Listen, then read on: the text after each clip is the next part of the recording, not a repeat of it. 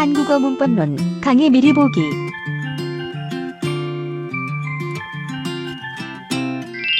안녕하세요. 이번 시간은 한국어 문법론을 공부하는 12번째 시간입니다. 자, 지금 우리가 용언에 대해서 공부를 하고 있고요.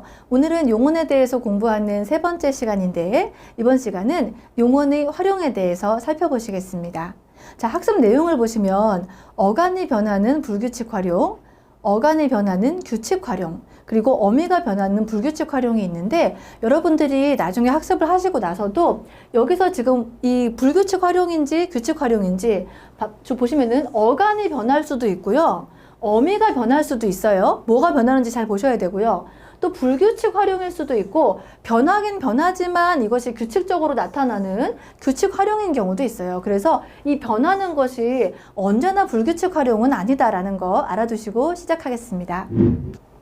자, 먼저 용언의 활용부터 살펴보실게요. 자, 첫 번째, 활용이라고 하는 거 보시면은 용언의 어간에 다양한 모습으로 어미가 결합하는 현상입니다. 이때 이 어미는 연결어미도 있고 종결어미도 있기 때문에 이 어미에 의해서 문법적인 기능을 하게 되고요. 자, 먹다라고 하는 용언이 있다면 만약에 연결어미가 결합하면 먹고, 먹어서, 먹으니 등으로 나타나겠고요. 종결어미가 결합한다면 먹을까, 먹을래, 먹자, 먹어라 등으로 청유형인지 명령형인지 평서문인지 등이 나타날 수 있게 됩니다. 자, 2번 보시면 문장 속에서 담당하고 있는 기능에 따라서 형태가 달라지는 것입니다. 이때의 형태는 어간이나 어미가 이제 되겠죠. 자, 그러면은 규칙 활용과 불규칙 활용 한번 보실게요. 자, 규칙 활용은 용언이 활용할 때에 어간이나 어미 모두 형태 변화가 없거나, 사실은 이게 원칙이에요. 한국어에서 이 용언이 활용한다라고 했을 때는 어간이나 어미의 형태 변화가 없는 것이 원칙이지만 어간이나 어미가 변하는 경우가 많죠. 그래서 따로 이렇게 학습을 하는 것인데, 변화가 있더라도 일정한 규칙으로 설명할 수 있을 때, 이거는 형태 변화가 없는 것과 일정한 변화가 생기는 것 두 가지를 다 묶어서 규칙 활용이라고 하고요. 이러한 용언을 규칙 용언이라고 부릅니다. 자, 불규칙 활용 보실게요. 불규칙 활용은 용언이 활용할 때에 어간이나 어미의 형태가 변화하며 그 현상을 일정한 규칙으로 설명할 수 없을 때를 불규칙 활용이라고 합니다.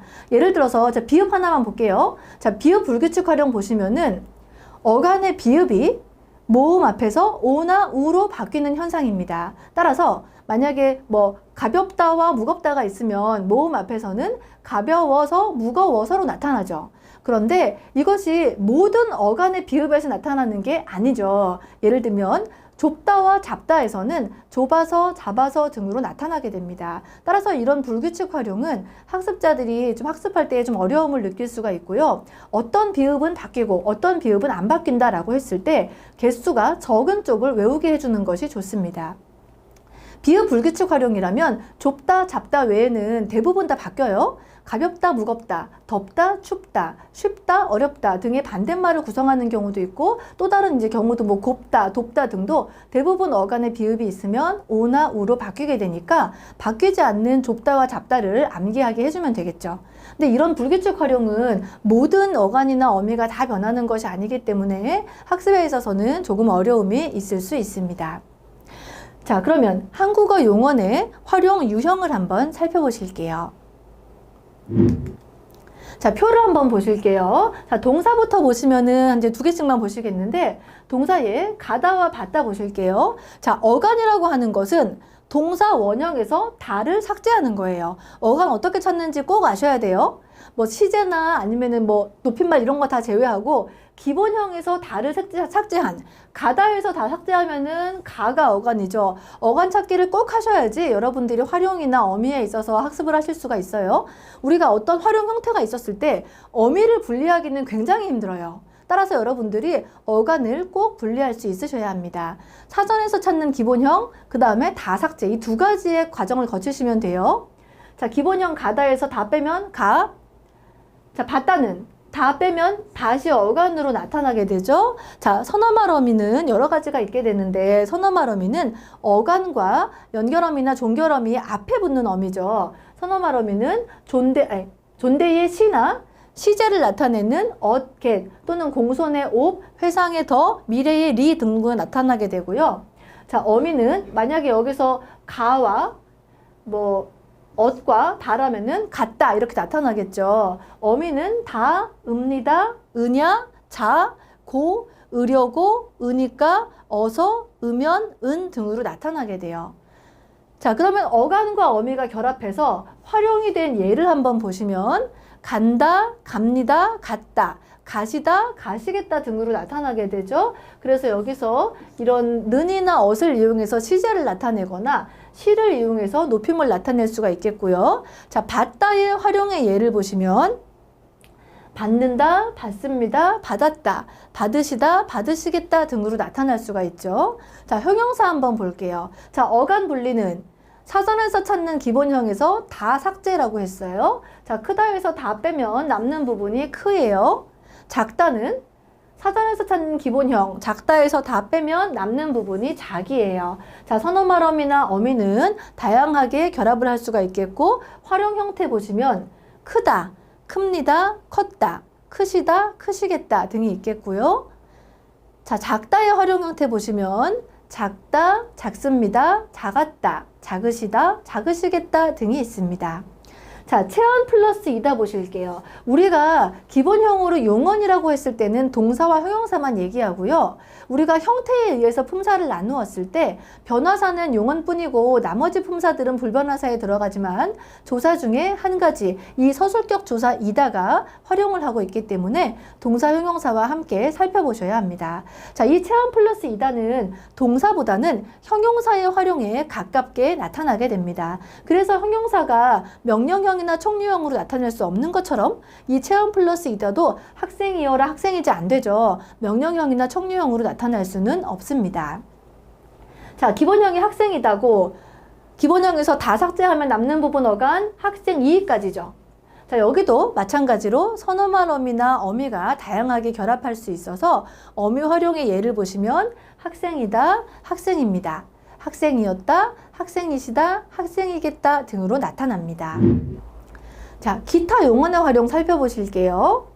자, 어간과 어미가 바뀌는 히읗 불규칙 활용. 자, 이거는 굉장히 특이한 형태인데 우리가 지금까지 살펴본 것은 어간이 바뀌거나 어미가 바뀌거나 한 가지만 바뀌었어요. 그런데 이 히읗 불규칙 활용에서는 어간과 어미가 둘 다 바뀌기 때문에 알아두셔야 합니다. 자, 일부 용어는 히읗으로 끝나는 어간에 어미, 아, 어가 결합하면 어간의 마름, 히읗이 탈락하고요. 그럼 어간이 지금 바뀌었죠? 어간 마름에서 히읗이 탈락했으니까 어간이 바뀌었고요. 어미도 변하게 돼요.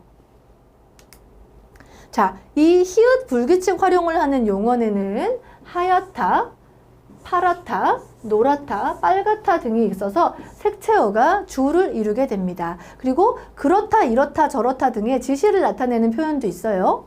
자, 이거 색채어부터 먼저 보시면 얼굴이 하얘서 좋겠어요. 자, 원래 하얗다에서 받침에 히읗 있었는데 히읗 없어지고 모음도 바뀌었죠.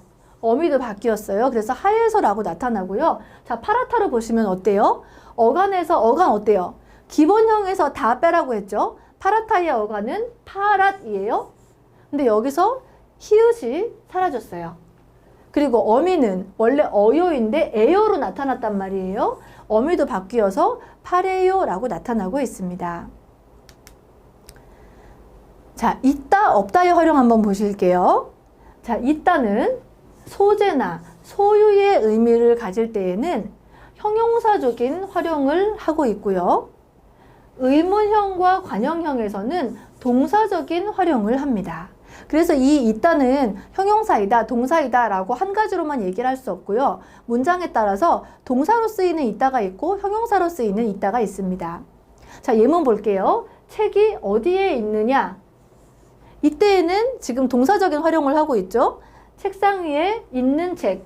이때에는 지금 책이 어디에 있니? 이때는 형용사적인 활용을 하고 있고요. 책상 위에 있는 책은 동사적인 활용을 하고 있습니다. 자, 이거 보시면 있다가 어떤 곳에서 떠나거나 벗어나지 않는다라는 의미를 가질 때에는 동사적인 활용을 해요. 자, 이런 동사적인 활용을 할 때에 우리가 구분할 수 있는 방법은 명령형이나 청류형을 만들어 보는 거죠. 그래서 만약에 친구에게 너 여기에 있어라 라고 얘기한다면 여기에 있어라 할 때에 있다는 지금 동사가 되는 거죠.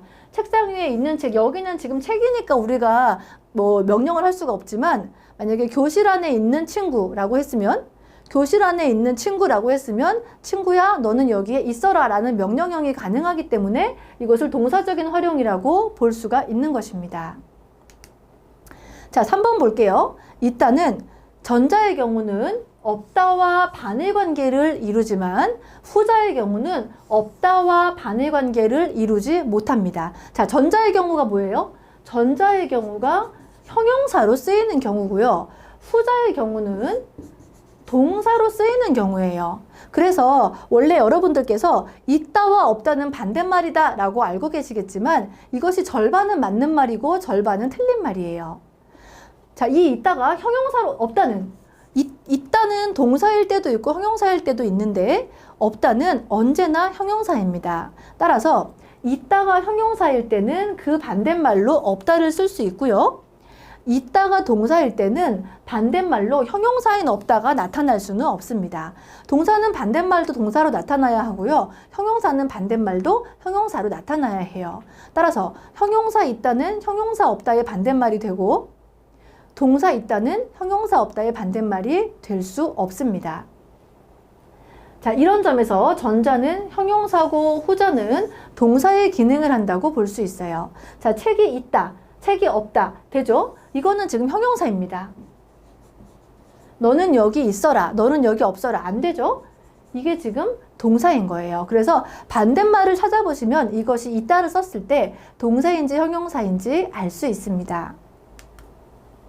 자, 없다는 있다와 다르게 형용사로만 쓰이며 없다의 관형사형은 있다와 같이 는이 결합해서 없는의 형태로 쓰입니다. 이거는 조금 특이한 거죠. 원래 동사는 는을 결합하고요. 형용사는 니은이나 은을 결합해야 돼요. 이 없는은 언제나 형용사이지만 마치 동사와 같이 는과 결합하고 있는 특수한 형태를 나타내고 있고 그렇지만 동사가 아닌 형용사이다라는 거 알아두시고요.